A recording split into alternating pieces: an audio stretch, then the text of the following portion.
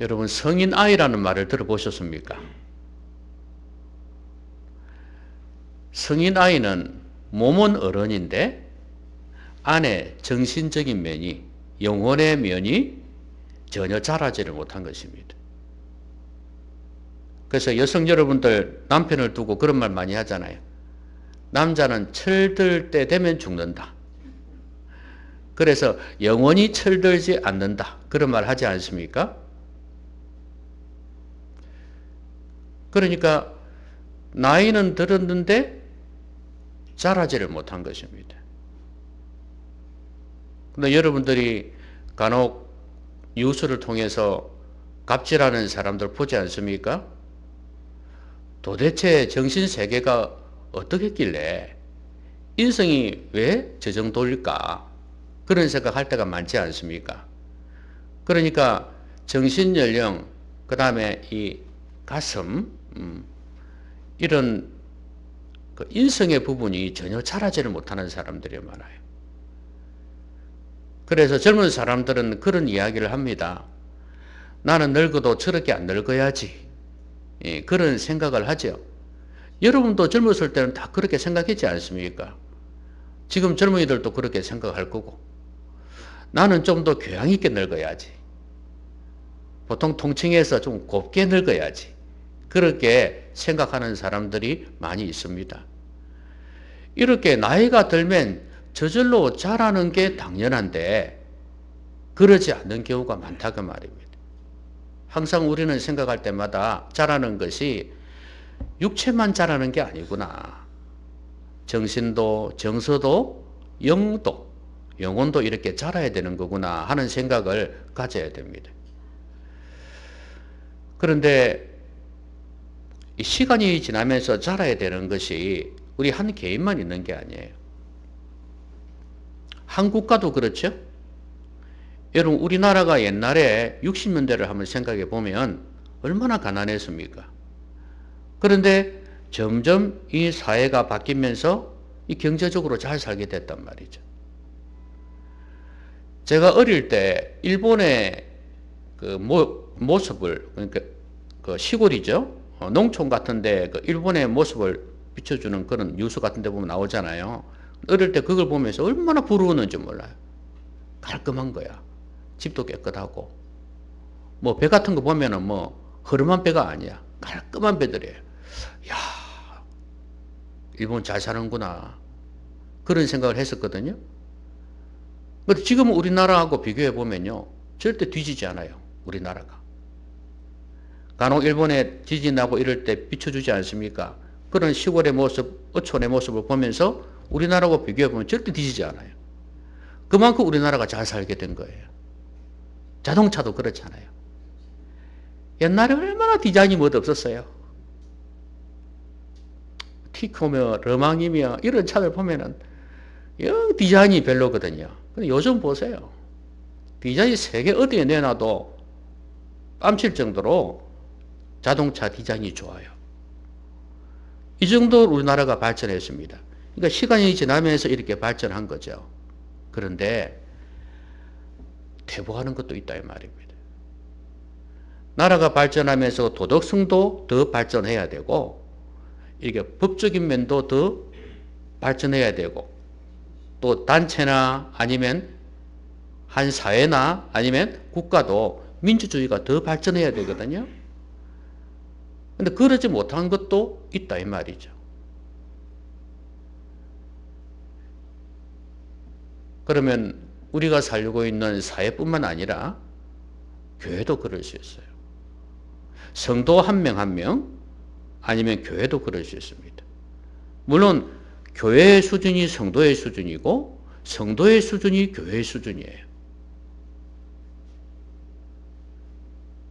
그런데 이 시간이 지나면서 한 성도가 예수님 믿고 난 뒤에 점점 자라면서 이렇게 성장을 해가야 되는데 성장하지 못하는 경우가 많다고 말입니다. 그게 바로 교회의 수준이거든요. 그 말은 교회가 자라가지 못했다는 이야기도 될 수가 있는 거예요. 그러면 사람들은 이렇게 생각합니다. 내가 처음 교회에 나가서 처음에는 일주일에 한 번 정도 교회를 나갔는데 그 다음부터는 매주 교회를 나간다. 많이 잘한 거죠. 그렇죠? 그 다음에 헌금도 제대로 안 됐는데 헌금도 잘한다. 많이 잘한 거죠. 또 집에 있을 때 옛날에는 뭐 성경도 안 읽고 기도도 안 했는데 요즘은 성경도 몇 장씩 읽고 기도도 한다. 또 옛날에는 뭐 옆에 있는 사람들 예수 믿는 소리 아예 입에 뻥끗도 못 했는데 요즘은 그래도 교회 다니나 물어보고 또 교회 다니라고 권면도 한다? 오, 많이 발전했죠. 그죠? 이 정도 되면 여러분들은 믿음 좋은 사람으로 생각할 거예요. 그렇죠? 근데 이거는 외적인 거예요. 우리 성도들은 내적으로 잘 자라가야 됩니다. 유대인들이 왜 그렇게 예수님에게서 거부를 당했습니까? 예수님이 왜 그렇게 싫어했어요? 금방 말씀드린 그런 외적인 모양들이 없었어요? 아니에요. 그 사람들은 우리보다 더 했어요. 근데 왜 그렇게 싫어했냐? 삶이 없었다 그 말이에요. 그리고 내면에 살아계신 하나님과의 진정한 교제가 없었다 그 말이에요. 이 영혼 자체가 하나님을 향하고 하나님과의 소통, 긴밀한 교제가 있어야 되는데 그게 없다 그 말이에요. 예배를 드려도 기도를 한다고 해도 전혀 그런 관계가 없어요. 왜? 성령으로 거듭나지 않았기 때문에 그렇습니다. 진정한 하나님의 자녀가 되지 않았기 때문에 그런 거예요. 영혼의 주도적 성향이 계속 세상을 향하고 있는데 껍데기만 포장해서 하나님께로 향하는 것처럼 그렇게 속이기 때문에 그런 거예요. 자기가 자신을 속이는 거예요. 교회에서도 그러면 신앙생활 잘하는 줄 알고 있어요. 교회도 나를 속인 거야. 그러니 내가 이렇게 신앙생활 잘하는 줄 알고 있는 거예요. 저는 오늘 여러분에게 이런 외적인 모습에만 머물러 있는 것이 아니라 정말 이렇게 아름답게 잘 성장한 예를 여러분들에게 보여드리려고 해요. 이건 교회의 모습이에요. 근데 이 교회의 모습은 성도의 모습이기도 해요. 안디옥 교회입니다. 자, 이 교회가 어떻게 해서 이렇게 아름답게 멋지게 성장했는지, 그리고 거기에 속한 교인들, 성도들 역시 어떻게 성장했는지 여러분에게 알려드리고자 합니다. 이 메시지를 통해서 하나님께서 여러분 각자에게 말씀하는 바가 있기를 바랍니다. 자, 오늘 우리가 지난 시간에 보았듯이 고넬료가 예수님을 믿게 되었지 않습니까? 그런데 이방 사람들이 이제 예수님을 믿게 되었다는 신호탄이었잖아요. 그런데 아직도 유대인들 가운데에는 유대인들에게만 예수님을 전하려고 했어요. 여호와 야훼 하나님만 믿는 게 아니라 예수님조차도 유대인들이 독점해야 된다고 생각했어요. 왜냐하면 예수님은 메시아고 메시아는 이스라엘 백성들 가운데 예언되어진 자이기 때문에 그렇습니다. 그러니까 우리 이스라엘 민족을 위해서 메시아가 올 거라고 생각한 거니까 당연히 유대인들에게만 예수님을 전했단 말이에요.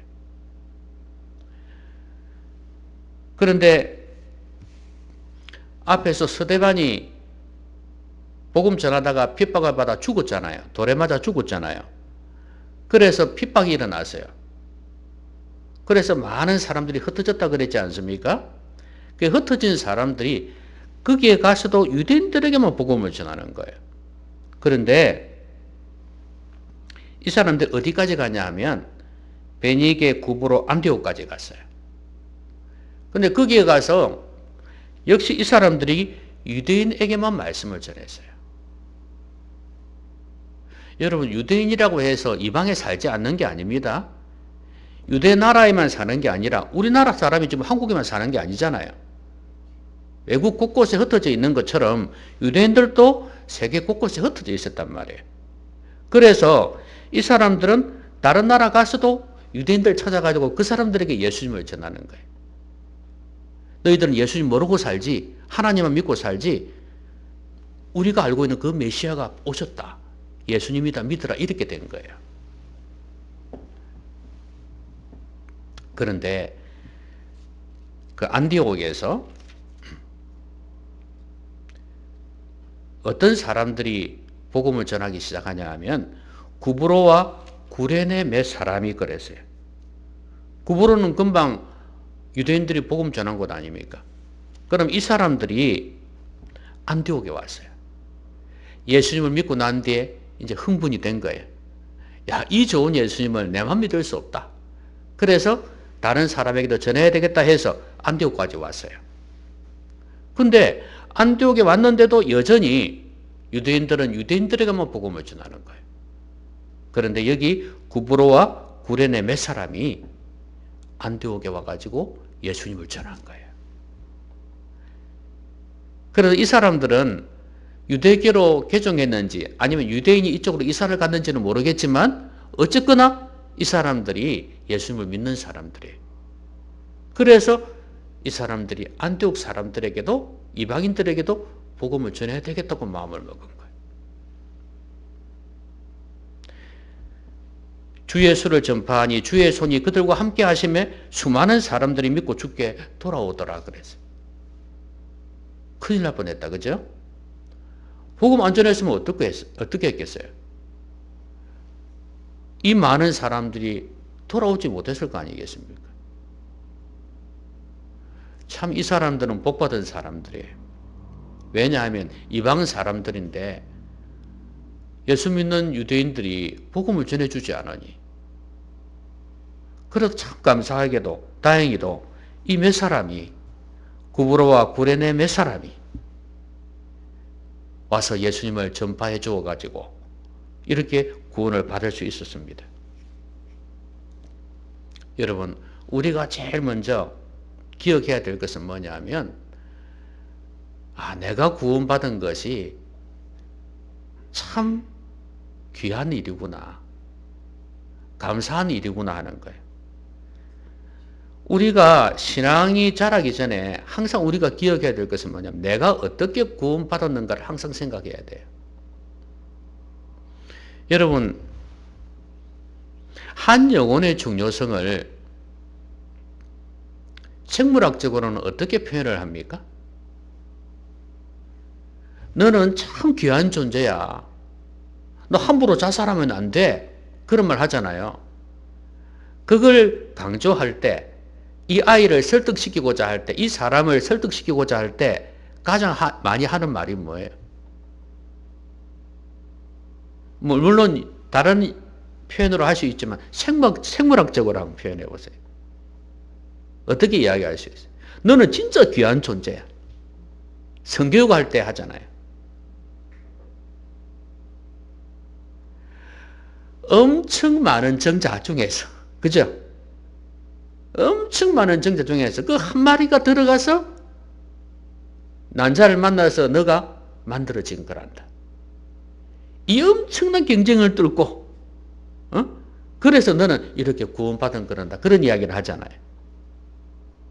그런 거 못 들어보셨습니까? 그래서 한 사람이 그렇게 존귀하다 이거예요. 너는 보통 귀한 게 아니다 이거예요. 우리가 구원받은 것도 그 이상이에요. 여러분, 우리가 한국이 동북아 지역에 이렇게 어쩌면 서구 유럽에서 볼 때는 한쪽에 기퉁이 있잖아요. 근데 복음이 전파되는 과정을 한번 보세요. 그 어려운 과정을, 그 길을 뚫고서 우리나라까지 복음이 왔어요.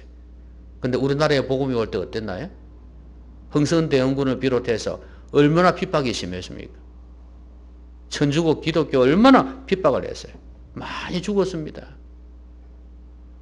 그 순교의 피 위에 우리가 한국교회가 세워진 거예요.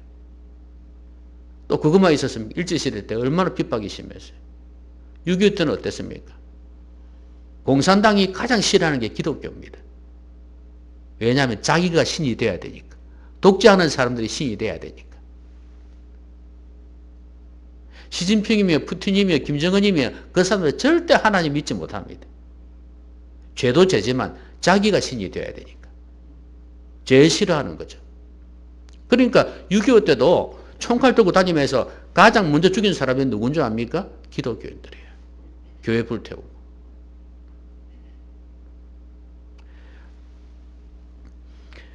이런 가운데에서 한국교회가 살아남았고, 그리고 그 뒤에 오늘 우리에게까지 복음 전해진 거 한번 생각해 보세요. 이거 참 기적 중의 기적입니다.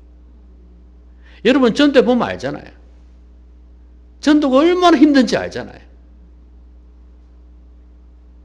내가 예수 믿게 된 것이 얼마나 하나님의 큰 은혜인지. 주의 손이 그들과 함께 하심에 하나님이 하신 거예요. 여러분 이거 절대 잊지 마셔야 됩니다. 내가 구원받은 것 오직 하나님의 은혜다. 얼마나 귀하게 얻은 믿음인데 이걸 가볍게 여겨요? 여러분들 중에 친척이 있어서 교회를 다녔다? 예수 믿는 친척이 있어서 교회를 다녔다? 그것도 하나님의 섭리일 수 있어요. 여러분을 구원하고자 하는 하나님의 섭리일 수 있다 이 말입니다. 여러분의 가족 중에 예수님을 믿든지 친구 중에 예수 믿어서 교회를 왔든지 그것도 하나님의 뜻이고 섭리예요. 저는 제 집안에 예수 믿는 사람 한 명도 없었어요. 제가 처음이에요. 제가 처음. 그런데도 하나님께서 제 마음에 하나님을 찾고자 하는 마음을 주셨어요. 영혼을 사모하는 마음이라 그랬죠. 그러니까 예수 믿는 사람들 옆에 붙여주셨고 따라 교회를 나갔고 예수 믿게 된 거 아닙니까?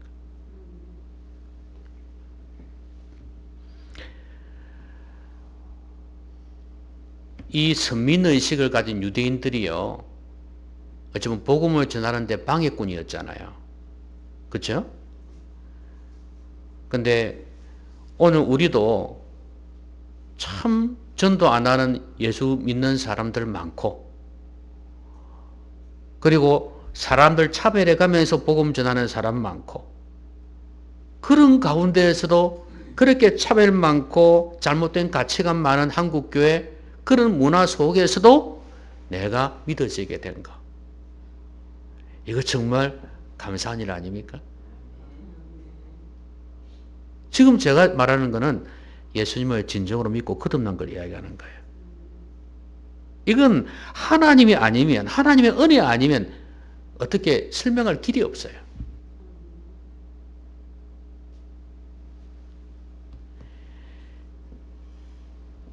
오늘 이 사람들이 예수를 전파하니 주의 손이 함께 하셨고 많은 사람들이 믿고 주께 돌아왔다 그랬거든요.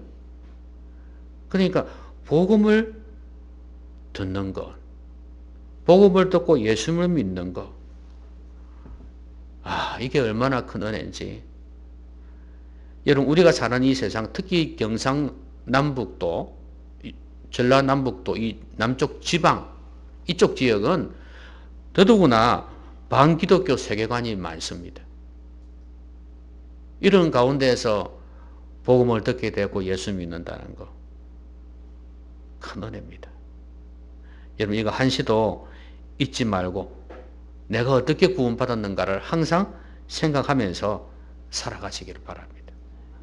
이게 출발점이에요. 그런데요,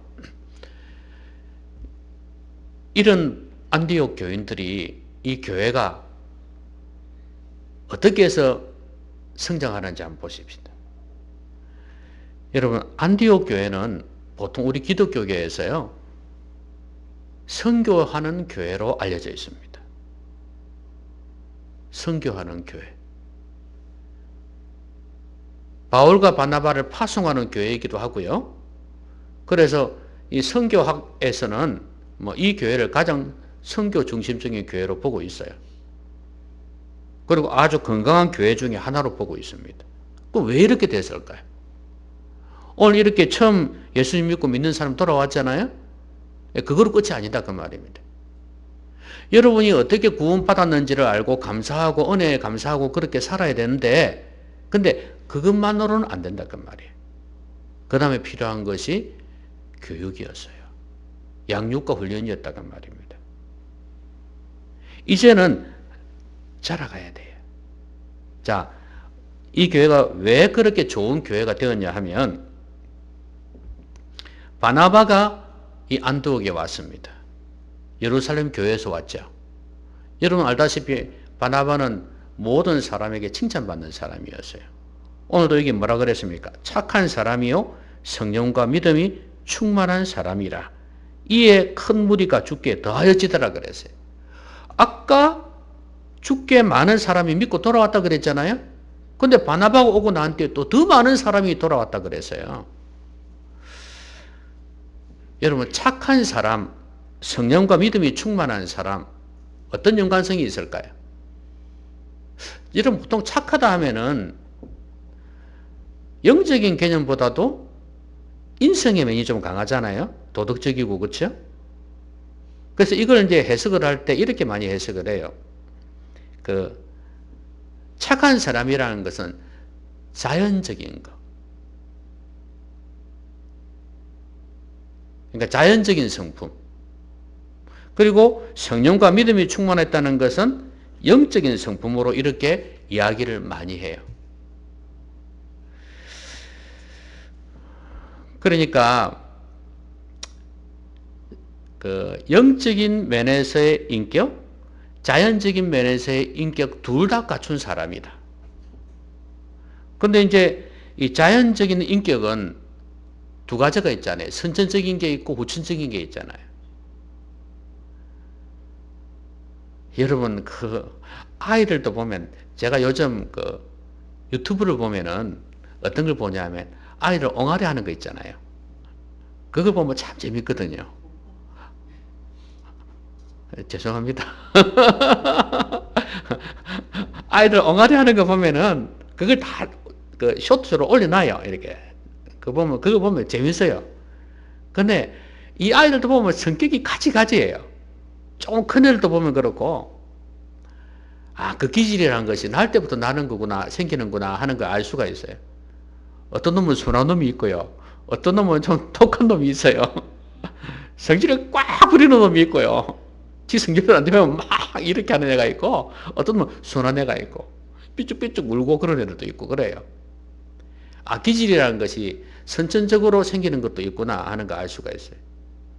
근데 후천적인 것도 중요하거든요. 후천적인 환경, 그 다음에 교육, 이 두 가지예요.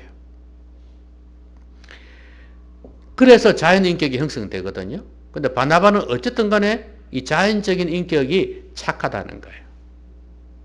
그리고 영적인 거, 신앙 인격은 이게 믿음과 성령이 충만했다 이렇게 말씀해요. 그러니까 이 두 가지가 갖추어져 있으니까 믿는 무리가 더해지는 것은 말할 것도 없죠. 여러분 교회 안에는요 이런 사람들이 많아져야 되는 거예요.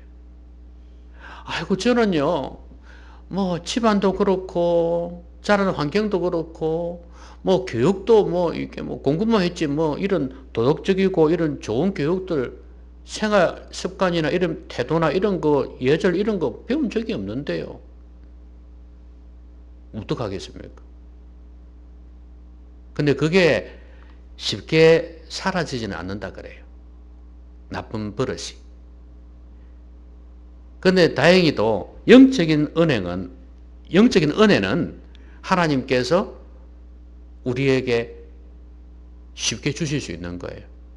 근데 중요한 것은 이 신앙 인격과 자연 인격이 서로 합쳐져 가지고 자연의 인격이 변화되기가 쉽지가 않아요. 그래서 예수 믿은 지 오래되어도 옛날 성품이 그대로 드러나는 경우가 많은 이유가 바로 그것 때문입니다.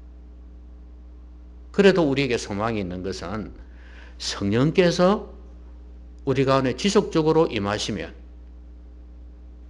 성령의 열매, 그 신앙 인격이죠. 그게 아름답게 드러나기 시작하는 거예요.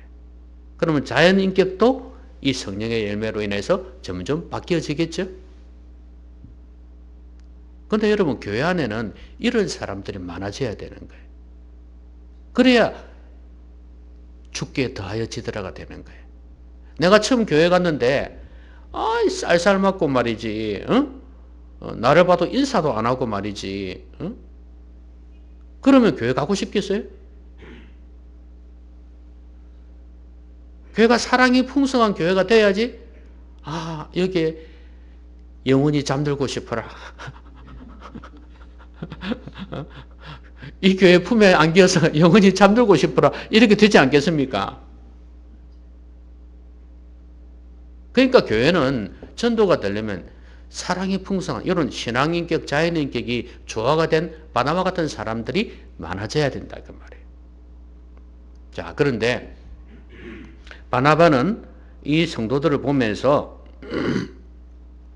하나님의 은혜를 보고 기뻐하여 모든 사람에게 굳건한 마음으로 주와 함께 머물러 있으라 권하고, 그 다음에 어떻게 했냐면 사울을 찾으러 다소에 갔습니다. 사울, 바울 말이에요. 바울. 이 바울을 찾아가지고 안디옥에 데리고 왔어요. 그리고 두 사람이 1년간 모여있어 큰 무리를 가르쳤다 그랬거든요. 그 제자들이 안디옥에서 뭐라고 일컬음 받았다고요? 그리스도인이라 일컬음을 받았다고 말이에요. 여러분, 그리스도인이 무슨 뜻이냐면요. 그리스도 알죠? 그리스도. 메시아 아닙니까? 메시아는 그 히브리어고 그리스도는 헬라어거든요. 그리스어란 말이에요. 그럼 이 뜻은 똑같아요. 기름 부음 받은 자.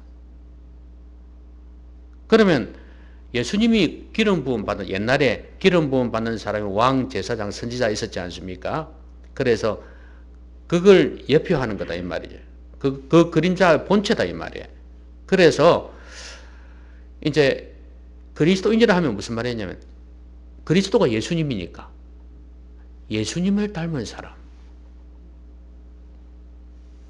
작은 예수, 그런 의미예요. 여러분, 이게 얼마나 영광스러운 칭호입니까? 그렇죠? 어떻게 해서 이런 좋은 칭호까지 듣게 되었을까요? 이건 안 믿는 사람들이 이야기하는 거거든요. 그럼 왜 이렇게 좋은 소리를 듣게 바뀌었다 이 말이에요. 어떻게? 교육을 통해서. 1년 동안 부지런히 가르친 거예요. 그래서 어떤 사람들은 그런 이야기해요. 1년 동안 부지런히 가르치면, 그러니까 최소한 성도로서 기초를 든든히 하고 믿음으로 살 수 있는 그 기간이 한 1년이면 된다는 사람들이 있어요. 근데 1년이라도 이 사람들은 일주일에 한 번씩 했겠습니까? 아닐 거란 말이죠. 자주 했겠죠. 그래서 교회가 든든히 서가려면 이런 양육과 훈련이 필수적이다 하는 것입니다.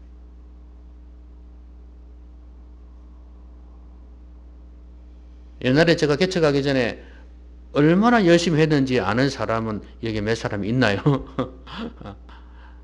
근데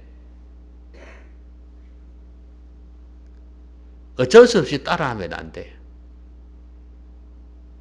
진짜 내가 믿음 안에서 자라봐야 되겠다는 마음으로 해야 되지, 담임 목사가 하자니까 하는구나 그렇게 생각하고 따라오면, 내가 그럼 직분자인데 안 하면 욕 들어먹겠지 이러면요 아무 소용없어요. 괴로울 뿐이에요. 양육과 훈련은요, 내가 예수 믿고 난 뒤에 진짜 내가 믿음이 자라가야 되겠구나, 더 좀 도움을 받아야 되겠구나 생각하고 양육과 훈련을 받아야지 자라갈 수 있는 거예요. 여러분 마음이 원하시면 저에게 말씀하세요. 코로나 때문에 모든 게 다 중단이 됐지만 혹시 이제 많이 풀렸으니까 여러분들 내가 좀 양육받아야 되겠다, 몇 사람이라도 모아서 해야 되겠다, 그렇다면은 이야기를 하시면 됩니다. 최소한 예배를 통해서 하나님 말씀을 잘 배우는 이 자세, 하나님의 음성을 듣는 이 자세가 가장 기본적으로 필요하고요. 이렇게 되었기 때문에 이 교회가 이렇게 선교하는 교회로 든든히 서게 된 것입니다. 여러분, 이거는 성도 개인에게도 마찬가지 아니겠어요? 성도 개인이 이렇게 든든히 서가지를 못했는데 안디옥 교회가 이렇게 설 수가 없는 거 아니겠어요? 그러니까 여러분이 로뎀 교회요, 로뎀 교회가 여러분이다 이 말이죠. 성도 한 명 한 명이 제대로 배우고 서가야 된다. 이게 한 성도가 하나님의 은혜로 예수 믿고 난 뒤에 그 다음에 자라갈 수 있는 비결이에요. 아시겠습니까? 내가 어떻게 구원받았는지를 아는 게 첫 번째라 그래서요. 아, 이렇게 어려운 가운데에서 내가 예수 믿었구나. 이건 그야말로 하나님의 은혜구나. 이렇게 느끼시란 말이에요. 이게 돼야 빚진 자의 마음이 생기지 않겠습니까? 감사하는 마음이 생기지 않겠습니까? 내가 저절로 그냥 우연히 교회 다니니까 아니다 이 말이에요. 그러면 이 은혜에 감사하면서 더 교육받고 싶고 양육받고 싶고 훈련받고 싶고 그래서 더 자라가야지. 진짜 우리가 아는 그런 교회 다니는 사람이 아니고 교회 오래 다니는 사람, 여러분 세상에서 교회 다니면서도 오랫동안 다니면서 직분 잘하면서도 안 좋은 모습을 보는 경우 많잖아요. 그거 보면서 교회를 떠나는 가난한 성도들이 얼마나 많아요. 가난한 성도가 뭔지 압니까? 거꾸로 해보세요. 안 나가. 교회 안 다니는 사람들이 많다 이 말이에요. 실망해가지고. 그러니까 그런 사람 볼 필요도 없다 이 말이에요. 아시겠습니까? 축구 감독이 승부 조작을 했다고 기분 나쁘다고 내 축구 때려치면 되겠습니까? 안 되잖아요. 나는 손흥민처럼 열심히 해야지요. 그치요? 똑같다 그 말. 세상에서 그런 사람 본다고 내가 그냥 교회 안 나고 갈 필요가 없는 거예요. 심지어 그게 부모라 할지라도. 그 사람은 그 사람이고 제대로 안 했겠지. 나는 열심히 해야지. 그런 마음을 먹어야지. 그래서 여러분 정말 좋은 제대로 배운 제대로 하나님과 깊이 교제하는 이런 신앙 인격을 가진 사람들이 되시라고 말이에요. 그러면 주께 더하여지더라. 이런 은혜가 분명히 있을 것입니다. 자, 그런데 이 안디옥 교회, 이 잘 나가고 있는 안디옥 교회에 선지자들이 예루살렘에서 왔습니다. 오, 목사님, 이때도 선지자가 있었어요? 구약에만 있은 거 아닙니까? 아니요, 이때도 있었어요. 그래서 요즘 한국교회 이런 거 보면서 선지자 있지 않냐? 그러면서 은근히 좀 이상한 교회 있잖아요. 그런 데서 선지자 이래 해가지고 자기를 갖다가 그렇게 포장하는 사람이 있어요. 여러분, 선지자가 예언자라는 뜻이잖아요. 그러면 선지자의 하는 일이 뭐예요? 예언하는 거거든요. 이게 하나님의 뜻이다 하면서 하나님께 받아서 말한 다음에 예언하는 거거든요. 여러분, 이게 얼마나 문제가 많은지 아세요? 그거 누가 증명합니까? 고린도 교회에 그런 일이 있었잖아요. 이런 거 예언하는 거예요. 더더군다나 방언까지 하면서 한다? 누가 알아들어야 말이지. 그리고 예언을 해도 알아듣는 말로 해도 그게 하나님께서 직접 한 건지 쥐가 한 건지 사탄이 한 건지 어떻게 알아? 문제가 너무 많아가지고 교회에서는 보통 그거 인정 안 합니다. 그러니까 있다 할지라도 하나님께서는 성령으로 기록된 말씀을 통해서 우리에게 말씀하실 수 있다고 생각하기 때문에 그래서 설교를 통해서 예언을 대신하고 있다는 것만 아시면 됩니다. 그리고 성경에서도 아주 제한적이에요. 예언을 인정하고 예언을 통해서 일하시는 경우가 아주 제한적이에요. 천사를 통해서 말씀하시는 경우는 제법 많이 있어도 사람의 예언을 통해서 하는 경우도 있어요. 없는 게 아니에요. 있는데 그렇게 많지가 않다 이 말이에요. 특별한 경우에 그렇게 하시는 경우가 많아요.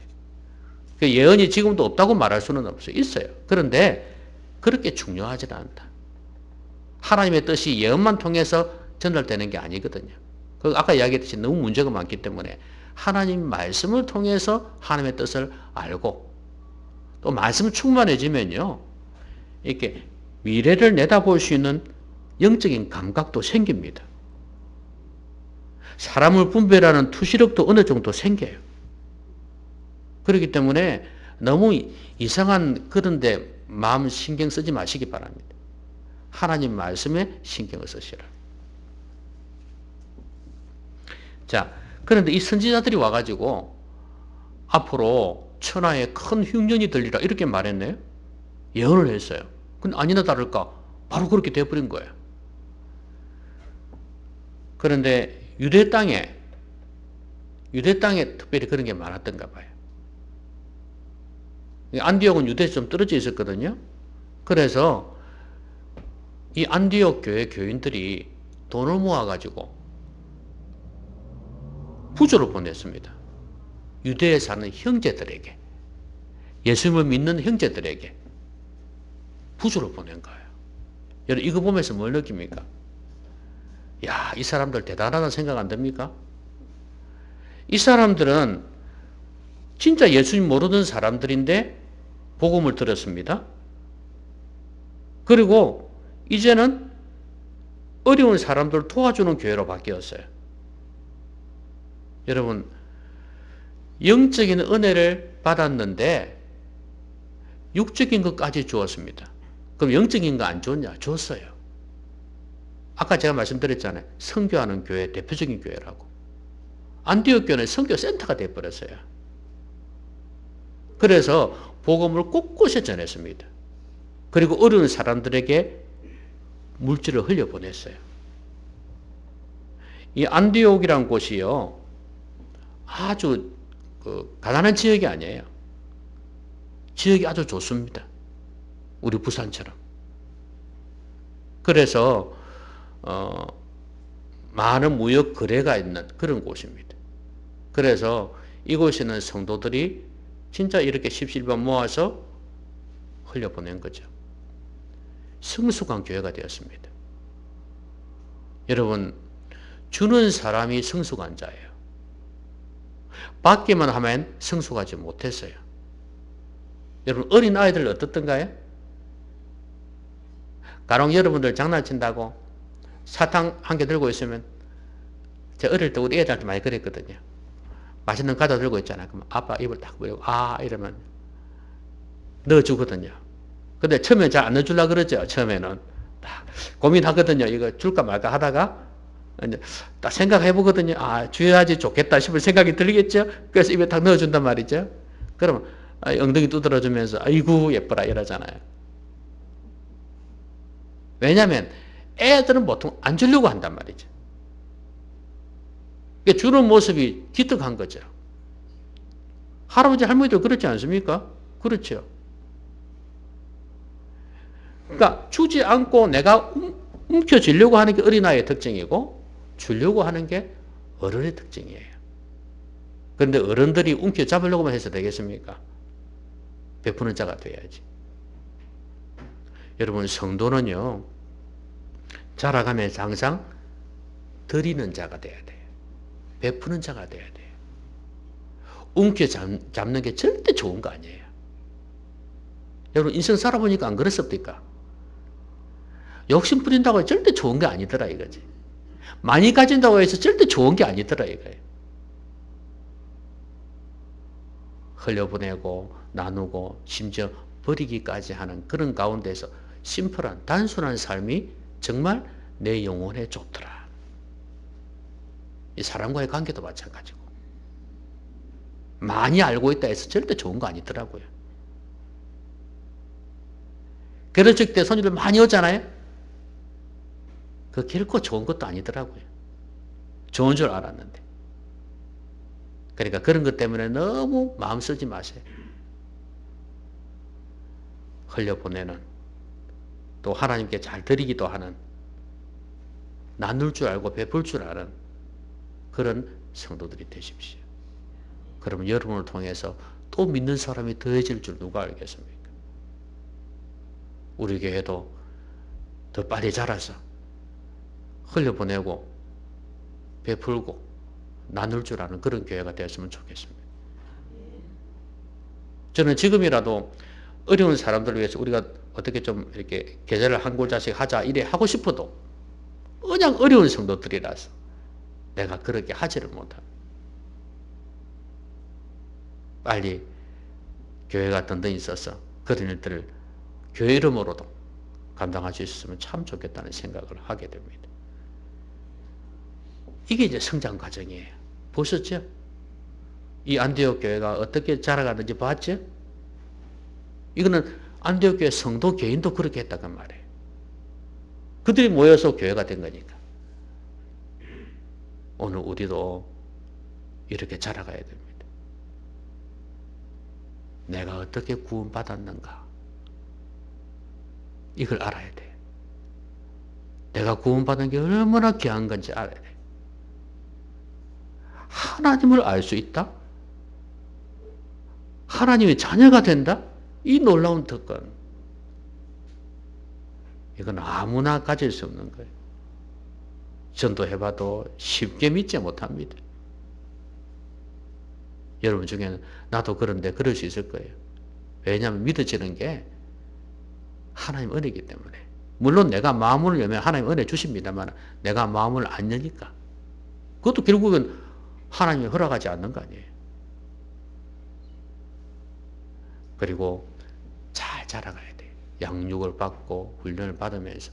그 말씀이 나를 키우거든요. 오늘 여기도 결국 그거잖아요. 말씀이 나를 키운 거예요. 교회도 그렇습니다. 성도는요, 정으로 묶여서 교회가 든든히 서가는 거 절대 아니에요. 여러분, 그 정이라는 거요, 정말 얇은 거예요. 순식간에 바뀔 수 있는 거예요.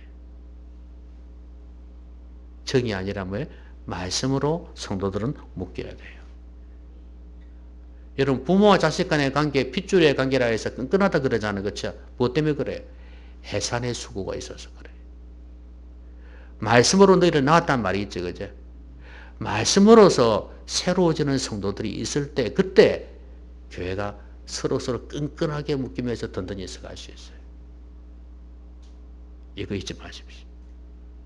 그리고 주는 자가 되는 것. 흘려보내는 성숙한 자가 된다. 이게 바로 성도요 교회의 마지막이에요. 아무쪼록 잘 자라가시기 바랍니다. 기도합시다.